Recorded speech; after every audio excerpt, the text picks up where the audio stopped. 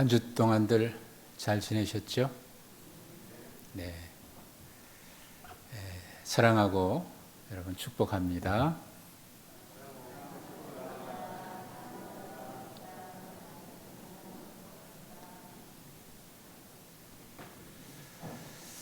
오늘 욥기 말씀을 우리가 1장을 보았는데 아마 여러분들이 성경을 읽으시던 중에 창세기부터든지 순서대로 읽다가 욥기를 읽는 경우는 많이 있겠으나 일부러 욥기만을 찾아서 읽는 경우는 거의 없으리라 생각이 들어요. 그리스도인들이 신앙생활하면서 큰 어려움이 없을 때는 모르겠으나 갑자기 어려움이 닥쳤다든지 이해할 수 없는 문제가 닥쳐왔다든지 하게 될 때 아마도 그리스도인들은 욥이라고 하는 사람을 생각하지 않을까 싶어요. 어쩌면 그게 자연스러운 반응인지도 모르겠습니다. 욥기는 욥의 고난에 대한 이야기가 기록되어 있고 또 따라서 욥기는 고난의 문제를 다루고 있으니 우리가 이해할 수 없는 고난의 문제의 해답은 욥기를 읽다 보면 찾을 수 있을 것이다. 아마 많은 분들이 그런 생각을 하는 것 같아요. 그래서 일부러 욥기만을 읽는 분은 없으나 그럴 때는 욥기를 생각하는 것 같습니다. 제가 스스로 성경을 읽겠다고 결심하고 성경을 읽었던 적이 있었는데 중학교 3학년 때입니다. 그때 성경 읽은 중에 가장 재미있게 읽었던 책이 욥기입니다. 중학교 3학년 때니까 인생이 무너지는 그런 고난을 겪었기 때문에 욥기를 읽은 것은 아니에요. 어떤 계기가 있었습니다.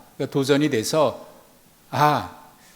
제가 어떤 일을 하든지 중3 때니까 가장 중요한 일이 공부 아니겠습니까? 공부를 하더라도 먼저 하나님의 말씀을 읽고 나서 내가 교과서를 들치고 책을 보겠다. 그렇게 저 나름대로 결심을 해서 성경을 읽기 시작했고 그렇게 해서 욥기까지 오게 된 거예요. 그때 읽기는 읽었으나 정확하게 욥기에서 어떤 기억이 남는다든지 그런 것은 없어요. 다만 재미있게 읽었다는 기억만 있습니다. 어렸을 때니까 욥기가 신학적으로 어떤 의미가 있는 것이고 하나님께서 욥기를 통해서 무슨 말씀을 주시려고 하는가 그런 것을 생각할 수 없었던 때입니다. 생각하지도 못했고 또 알지도 못했습니다. 어쨌거나 그때 읽었던 책 중에 가장 재미있게 읽었던 것은 욥기였다는 기억만 제 머릿속에 있습니다. 그 다음에 욥기를 가장 많이 묵상하고 읽었던 적이 있는데 그때는 제가 종종 여러분에도 이야기했습니다만 중곡동에 있는 동일교회 제가 전임 전도사로 심우할 때의 일입니다. 저와 제 아내 그리고 원영이 주영이 주영이 그때는 돌이 막 지나서 막 걷기 시작했을 때인데 그때 온 가족이 옴이라고 하는 피부병을 앓았고 1년 동안 치료를 해도 고쳐지질 않았던 때가 있었습니다. 그래서 그때 이러다가 내가 죽는 건가 보다 하는 생각까지 했었고요. 하나님 앞에 회개하지 못한 죄가 있을까 싶어서 억지로 생각을 해서라도 회개해야 되겠다 해서 가장 많이 회개했던 때도 그때입니다. 그때 욥을 많이 생각했던 이유는 동병상련이라고 욥을 통해서 욥의 그 고난당한 욥기를 읽다 보면 거기서 뭔가 위로를 받을 수 있겠다 하는 그런 생각을 했던 것 같고요. 그리고 이 욥기를 읽다 보면 내게 왜 이런 어려움이 찾아왔는지, 내게 왜 이런 고난의 문제가 찾아왔고 쉽게 해결되지 않았는지 그 이유를 혹 알 수 있지 않을까 그런 생각을 가지고 욥기를 많이 묵상했던 것 같습니다. 그리고 동시에 피가 날 정도로 긁어도 시원치 않는 나 자신, 우리 가족들을 보면서 욥이 기와장 조각으로 벅벅 그 몸을 긁었다고 하는 것이 또 이해가 되기도 했고요. 그런데 사실 욥기를 읽어도 위로는 되지 않더라고요. 그리고 그 욥기를 통해서 이 고난의 문제가 왜 찾아왔는지 그에 대한 해답도 찾을 수가 없었습니다. 다만 분명한 것은 하나님 앞에 계속해서 엎드려 간절히 기도하고 있었다라고 하는 것만 기억이 남습니다.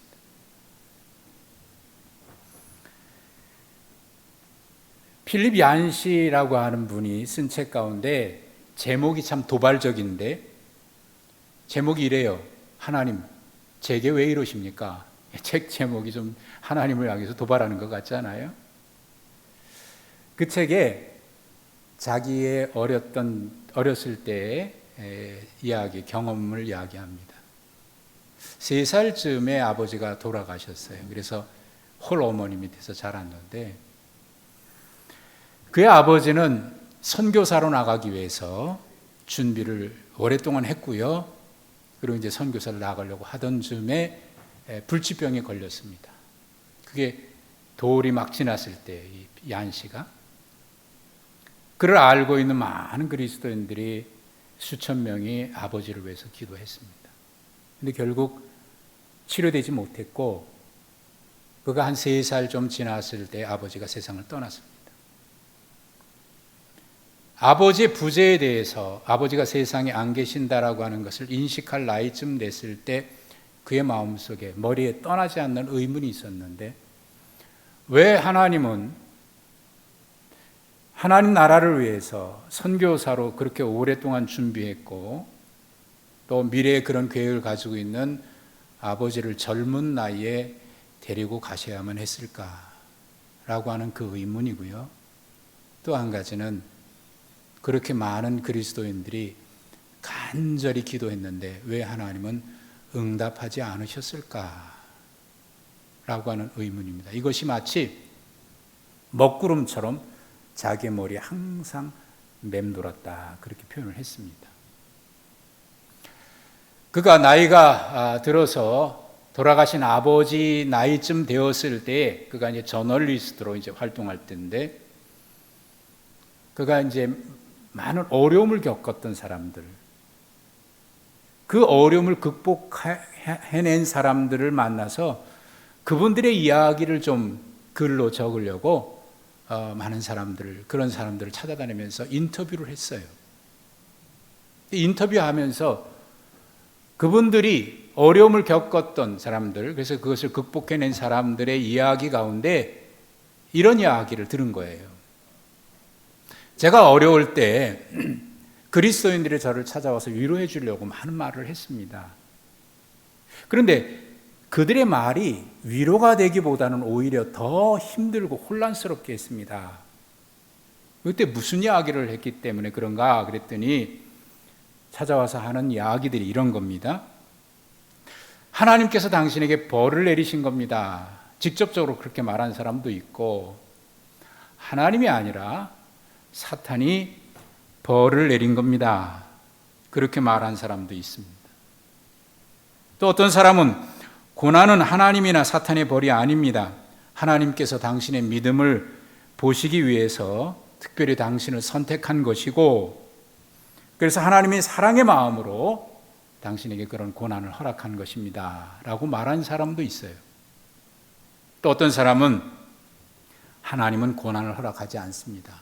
하나님은 다만 당신이 회복되기를 원하십니다. 그런 이야기들을 했다는 거예요. 여러분은 어떠세요? 이런 이야기를 들었을 때 여러분 견딜 수 없는 문제, 이해할 수 없는 고난 문제 가지고 씨름할 때 이런 이야기가 여러분에게 위로가 될 것 같습니까? 어떨 것 같습니까? 아무튼 이분은 그런 이야기가 위로가 되지 않았다는 거예요. 물론 그들은 위로하기 위해서 한 말이지만 위로가 되기는커녕 오히려 더 힘들고 혼란스러웠다고 얘기를 했습니다.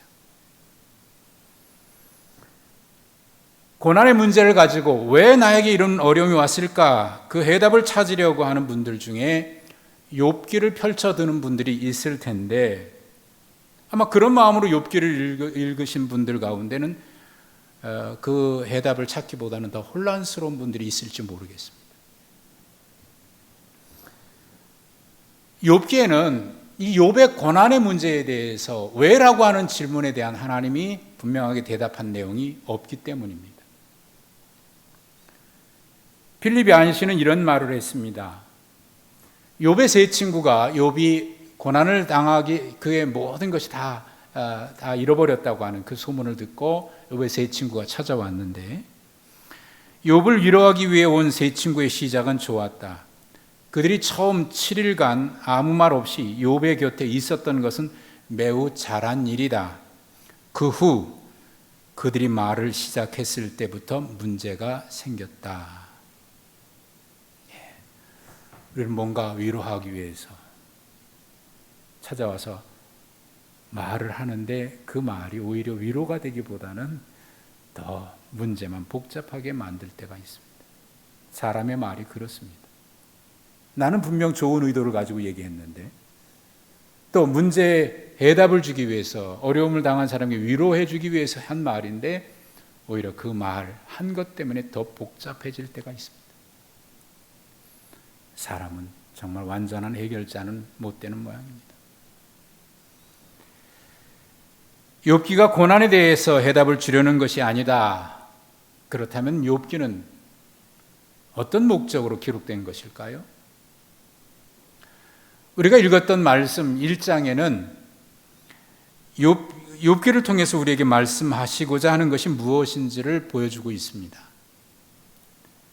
1장 8절에 보면 하나님께서 욥의 믿음을 인정하시는 그런 기록이 있습니다.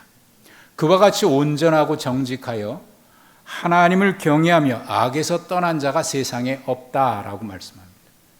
여러분, 하나님이 이렇게 말씀하시면 그 틀림없는 거 아니겠어요? 누군가 사람이 그렇게 인정한 것이 아니라 하나님이 그렇게 인정하셨다면 그 틀림없는 거잖아요. 하나님께서 그렇게 인정하실 만큼 믿음이 좋은 사람이 욥이었거든요. 그런데 그 하나님의 인정에 대해서 9절에 보면은 사탄이 이의를 제기합니다. 사탄의 이의는 이겁니다. 욥이 아무것도 바라지 않고 순전하게 하나님을 믿겠습니까? 하나님께서 그에게 많은 복을 주셨고 그가 누리고 있는 많은 것 하나님이 다 넉넉하게 주셨으니까 그래서 하나님을 섬기는 거겠지요 라고 이의를 제기합니다. 그러니까 사탄의 이의 제기는 이런 것이거든요. 이 세상에 순전한 믿음을 가진 사람은 없다는 거예요. 다 자기에게 뭔가 이익이 되니까 하나님을 믿는 거지, 순전한 믿음을 가진 사람은 세상에 없다는 것이 사탄이 하는 말입니다. 여러분은 어떻게 생각하세요? 세상에 정말 순전한 믿음을 가진 사람은 없는 것일까요? 혹시 여러분의 믿음은 어떻다고 생각하십니까?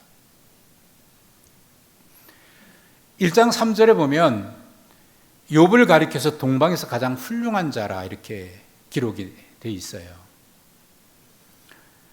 2절 3절에 그의 재산이 얼마나 되는지 기록된 것을 보면은 이 말은 동방에서 으뜸 가는 부자다 그런 말입니다.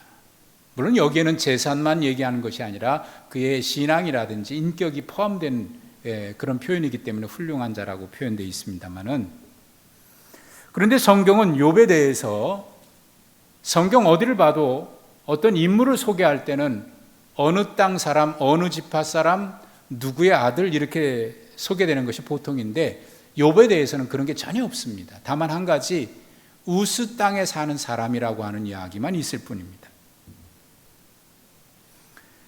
그리고 그에 대한 이야기가 그의 성품이라든지 믿음, 그것으로 소개한 것이 전부예요. 그러니까 그만큼 그의 믿음이 좋다는 말이겠죠.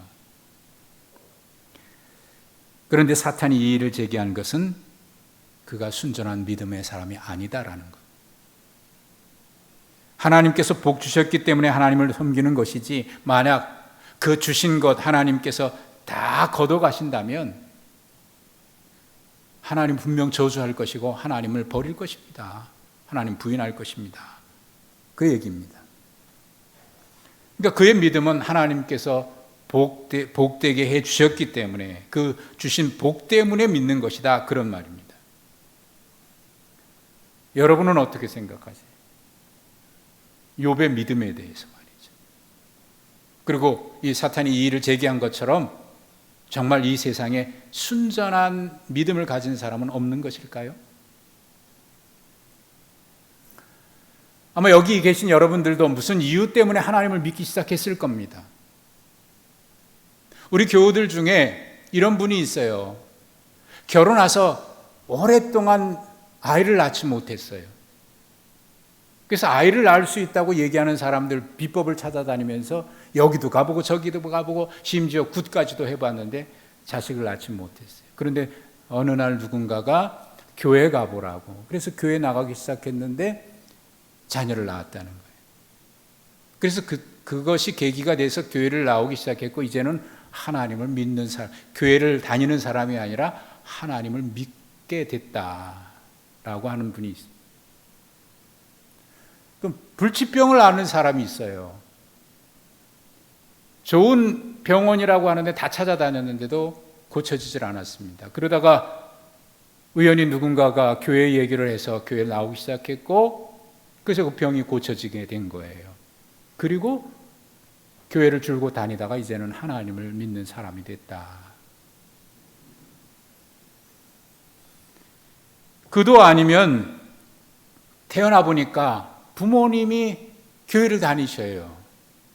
그래서 엄마 아빠 손에 이끌려 어릴 때부터 교회를 다니다가 나중에 하나님이 살아계시다고 하는 것을 경험하게 됐고, 이제는 믿음의 사람이 됐다. 그런 사람도 있죠. 저의 경우는 이제 그런 경우인데, 반면에 교회를 잘 다니다가 사업도 잘 됐어요. 하는 일마다 다 잘 돼요. 그런데 어느 날 교회를 안 나오기 시작해서 이제 알아보니까 그분이 이런 얘기를 해요. 아유, 교회 다닐 만큼 다 다녀봤습니다. 이제는 교회를 다녀야 될 이유가 없습니다. 그리고 교회를 떠나기 시작해요.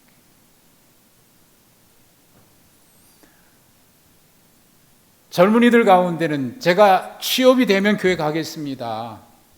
좋은 대학에 들어가면 교회 다니겠습니다. 그렇게 해서 교회를 나오겠다고 하는 사람도 있고, 뭐 이런저런 이유를 다 가지고 있거든요.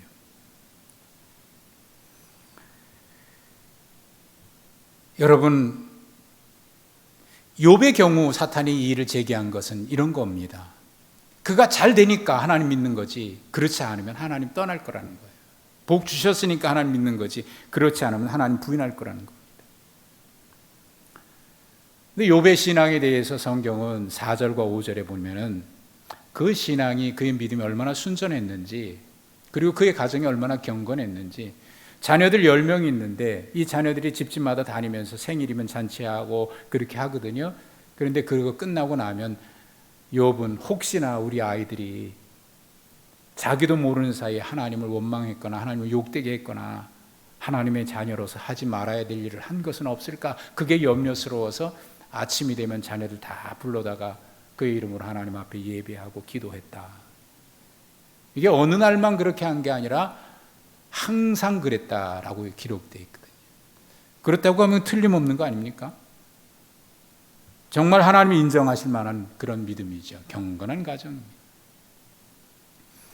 그런데 사탄이 이 일을 제기했고, 또 이 일 때문에 하나님의 허락하에 그에게 시련이 찾아오는데, 그에게 찾아온 시련은 13절부터 기록이 되어 있습니다. 우리가 그 자리는 읽지 않았는데, 하루는 큰아들 집에서 형제들이 모여서 잔치를 하고 있었습니다.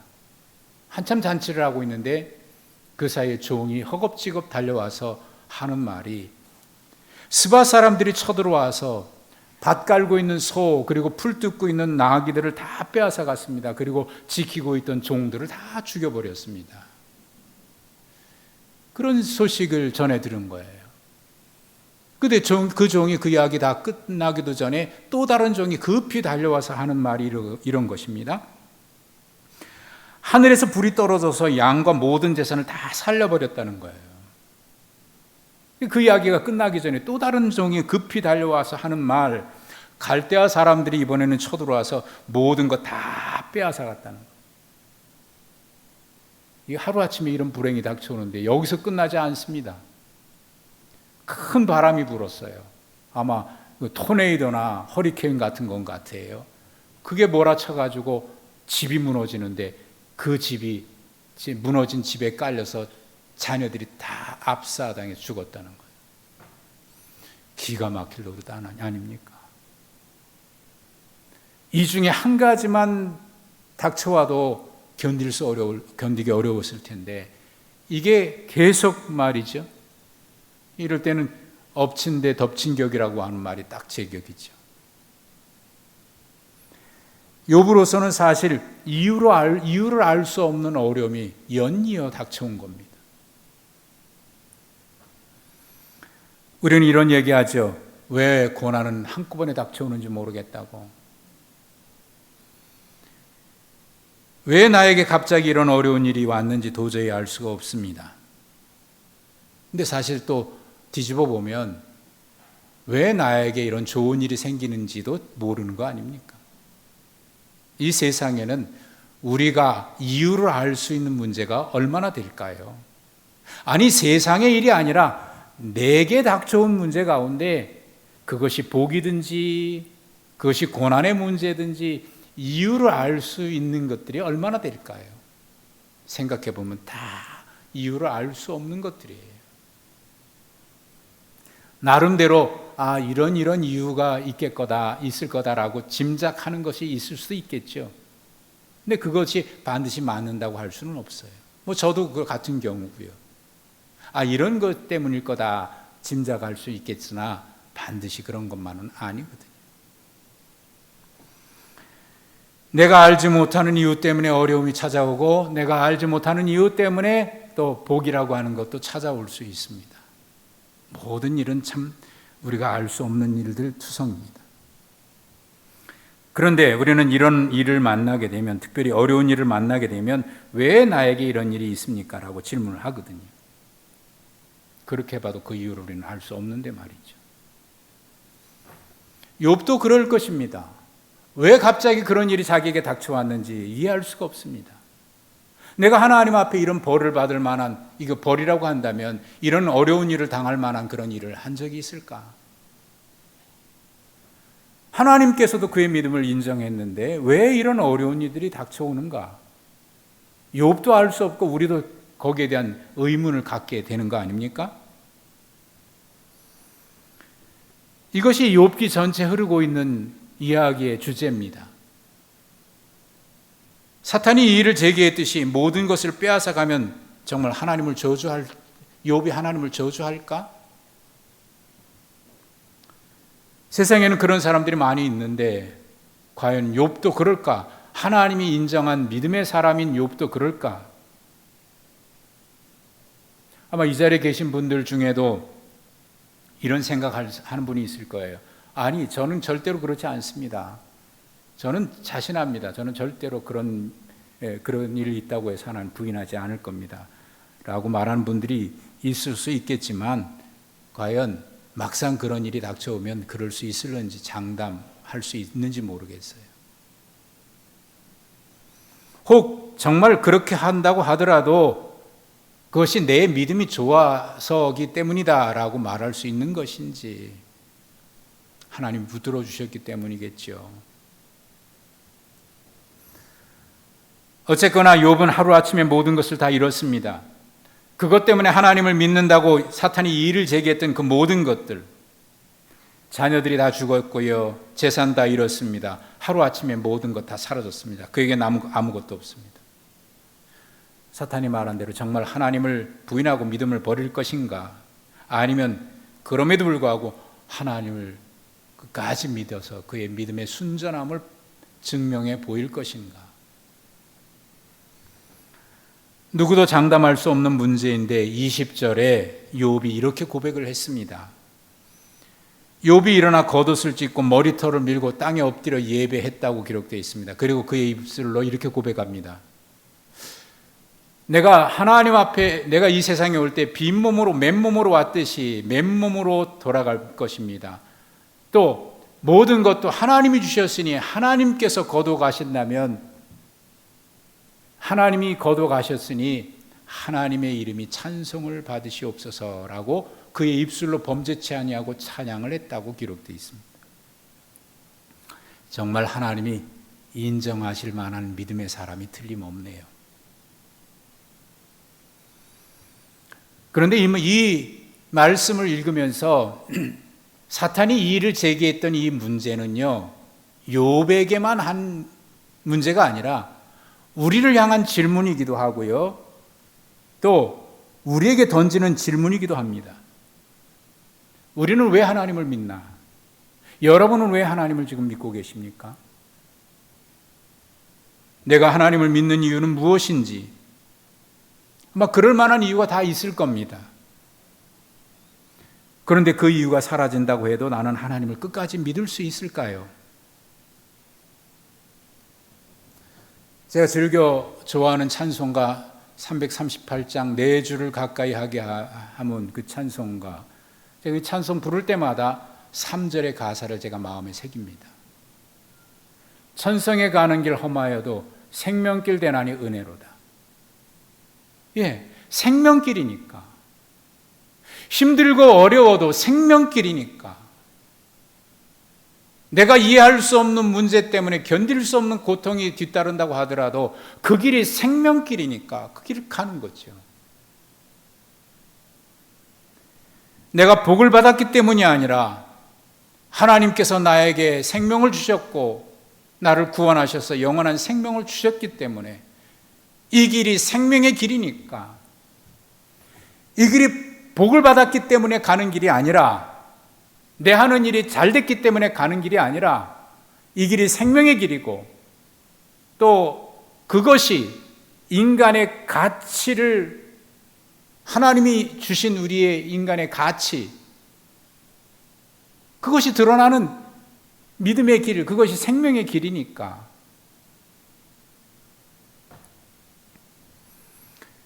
하나님이 나의 존재의 목적이고 나의 존재의 이유이고 내 존재하는 것의 결론이고, 바울 사도가 로마서 11장 36절에 고백하듯이 모든 만물이 하나님께로부터 왔고 모든 만물이 하나님으로부터 말미암고 모든 만물이 하나님께로 돌아갑니다.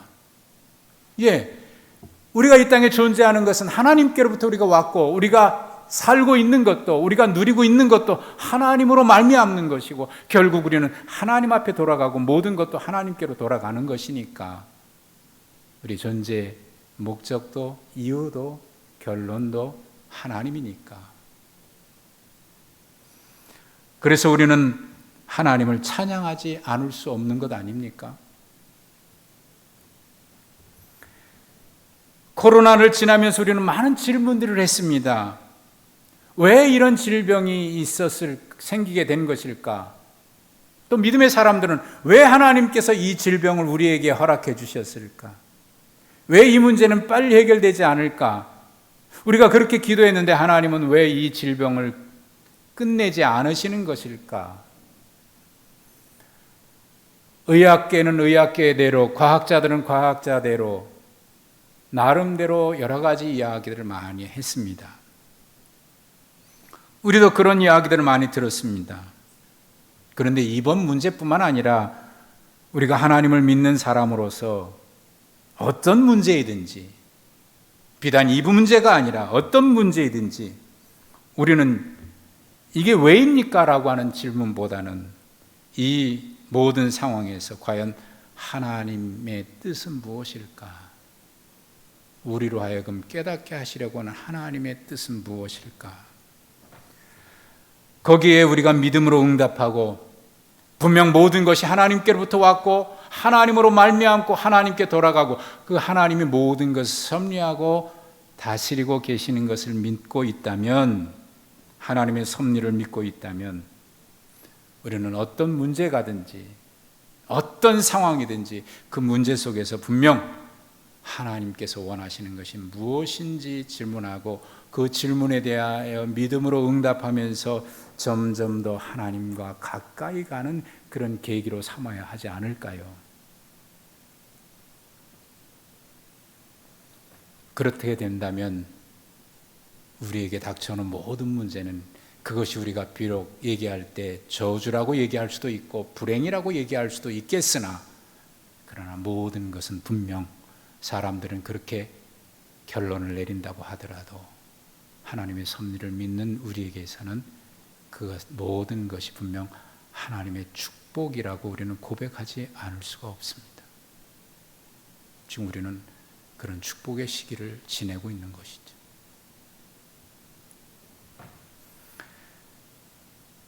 오늘 우리가 하나님을 경외하는 이유는 바로 거기에 있습니다. 무엇 때문이 아니라 하나님 그분입니다. 필립 얀시가 욥의 이야기를 하면서 많은 질문들이 혼란스럽게 했다고 그랬죠. 욥기도 역시 그렇습니다. 그 후 그들이 말을 시작하면서부터 문제가 더 복잡해졌다. 세상에 많은 사람들이 자기 나름대로 해결책을 제시하지만 그것이 완전한 해결책이 되지 못하고 오히려 그들이 말하기 시작하면서 하나님 앞에 잠잠히 하나님 앞에 엎드려 있기보다는 그들이 말하기 시작하면서 세상은 더 복잡하고 세상은 더 갈등이 심해지고, 잠잠히 하나님의 뜻이 무엇인지 묻기보다는 우리가 입을 먼저 열기 때문에 우리가 말하기 시작하면서부터 세상은 점점 더 복잡해지고 문제 해결 해답은 찾지 못한 채 여전히 갈등하는 인간의 모습들. 그 후 그들이 말을 시작했을 때부터 문제가 생겼다. 얀 씨는 이 말을 뒤이어서 미국의 유명한 신학자인 프레드릭 뷰크너라고 하는 신학자의 말을 인용했습니다. 하나님은 그분의 큰 계획을 드러내지 않고 다만 그분 자신을 드러내실 뿐이다. 예. 해답은 하나님 그분인 거죠. 하나님 그분. 그분이 우리가 예배하는 이유고, 그분이 우리의 존재의 목적이고 이유이고 결론입니다. 하나님 때문에, 하나님 때문에 모든 문제의 해답은 하나님께 있습니다. 그분만이 우리의 예배를 받으실 분입니다. 이 자리에 예배한 우리 모두가 하나님으로 인하여 살아가는, 하나님으로 인하여 존재하고, 하나님으로 인하여 예배하고, 하나님으로 인하여 기뻐하는 우리 모두가 되시기를 간절히 축복합니다. 하나님 아버지의 은혜와 사랑을 감사합니다. 오늘도 우리가 이 자리에 나와 예배할 수 있는 것은 하나님 때문입니다. 찬송하고 고백하는 이유도 하나님 때문입니다. 내게 어떤 복이 있어서가 아니라 하나님이 나의 아버지시기 때문에, 나의 생명의 주인이시기 때문에, 내가 그분의 자녀이기 때문에, 그래서 하나님을 예배하고 하나님을 기뻐하며 하나님의 뜻에 순종하며 살아가는 순전한 믿음의 사람으로 살아가게 하옵소서. 예수님의 이름으로 기도하옵나이다. 아멘.